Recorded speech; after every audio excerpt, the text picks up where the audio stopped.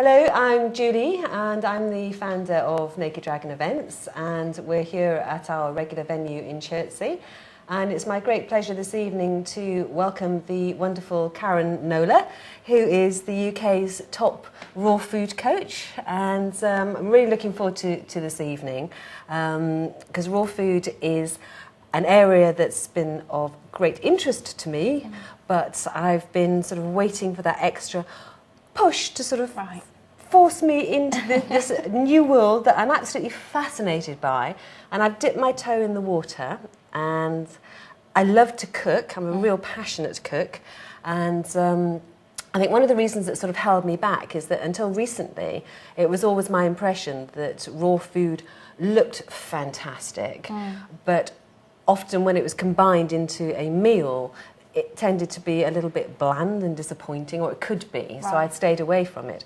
Until fairly recently, when some friends of mine have introduced me to a number of different raw food restaurants with some absolutely amazing food, so I'm kind of almost converted.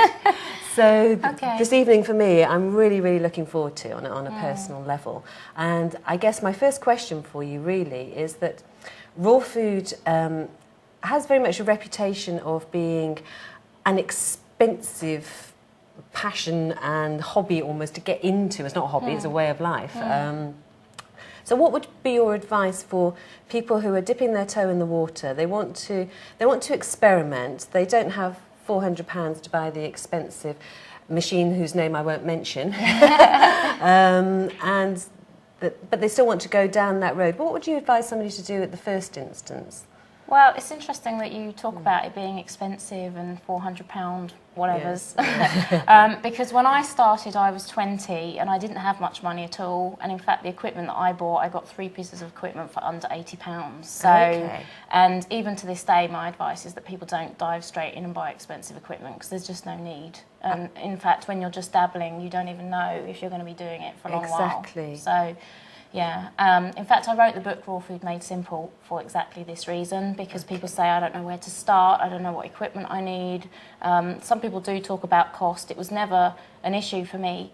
In fact, when I hear it I go, oh, well actually it can be a lot cheaper than the way other people eat. So there's plenty of ways around that. Whatever someone wants it to be, it can be for them. I think that's an important point. Raw food can be whatever someone wants it to be. Okay, cool. So what were your 3 pieces of equipment that you bought then? It was a hand blender, one of those. Yeah, I got one of those. Okay. So one out of the 3. Yeah, a tabletop blender, you know, with a jug on a base, and a centrifugal juicer. One of those spinning discs. Right. Yeah. Well, that's what I don't have actually. It's a juicer at the moment. So you can get by just with those 3 items. Absolutely. What about these? Are they called hydrators? Dehydrators. Dehydrators. Yeah. Yes. Is that essential? Do you think? It's not essential. I think that's another one of those myths that's out there, that to eat raw food you must have a dehydrator, and a dehydrator is effectively like a raw food's oven, if you like. It dries food out. It creates those consistencies and textures and flavours that cooked food can have. Okay. But in actual fact, I didn't get a dehydrator for many years into my journey, and now I hardly even use it. Really? Yeah. So was it more of a novelty at the time? You thought this is great, and then back to the tried and tested? I think a lot of people think that they're going to want certain things, and there's always a transition period for people where they kind of wean themselves off certain cooked foods and they're looking for replacements that are raw. And I actually find if I eat dehydrated food, I don't feel as good.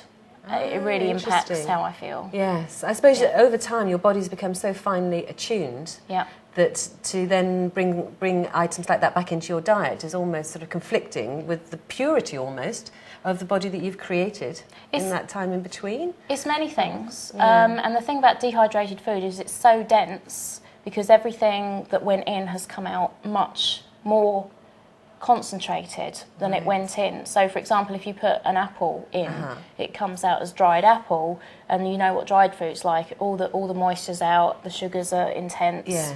And it's the same thing when you make crackers, breads, pizza bases, whatever. So really, every time you dehydrate something, you're getting a lot more food, a lot more nutrition, a lot more intensity, and when you are cleaned out, that can feel a little bit too much. A little bit too much. That's really interesting.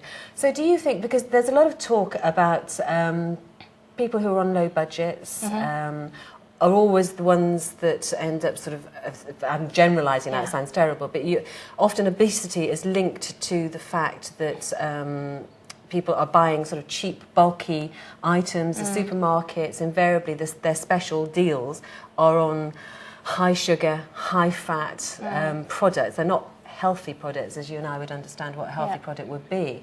So do you feel that people in that situation who don't have very high income or maybe unemployed, can still create a healthy raw diet on a very low budget? I do, for sure. Yes. And also it's bearing in mind that not everyone wants to eat exclusively raw food. True. So they can still have those things that they want to have, and then bulk it up with the salads and the fruit and the nuts and the seeds. And I truly believe where there's a will, there's a way. You know, if someone wants to do something enough, they'll find a way to do it. And when I was 20, I was living in a 13-storey building. It was a converted hotel. It was a YWCA in the middle of London.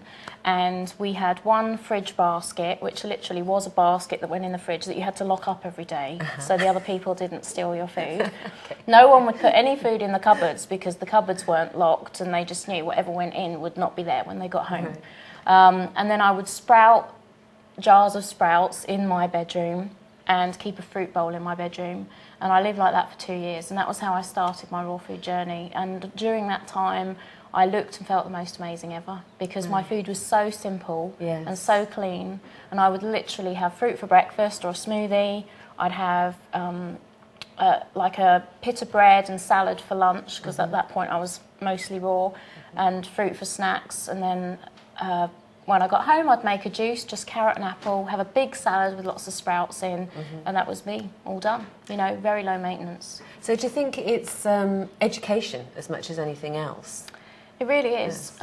People have so many preconceptions about what raw food is and what raw food isn't, and I really like to bust those myths, because it can be as simple as someone wants or as complex as someone wants. And just as with cooked food, there's a whole spectrum of different ways to eat cooked food. You can either just like live off takeaways, or you can go for haute cuisine. Yes, in true. Raw food, there is as many pieces on the spectrum now, whereas in the early days there wasn't, but now there is. Oh, that's brilliant. Thank you, Karen. Well, I won't extract any more information from you at this point, other than to say thank you so much. It's an absolute pleasure to have you here. Thank you. And we're looking forward to the rest of your evening. Me too. So thank you. Thank Welcome you. to Naked Dragon. Thanks. Thank you.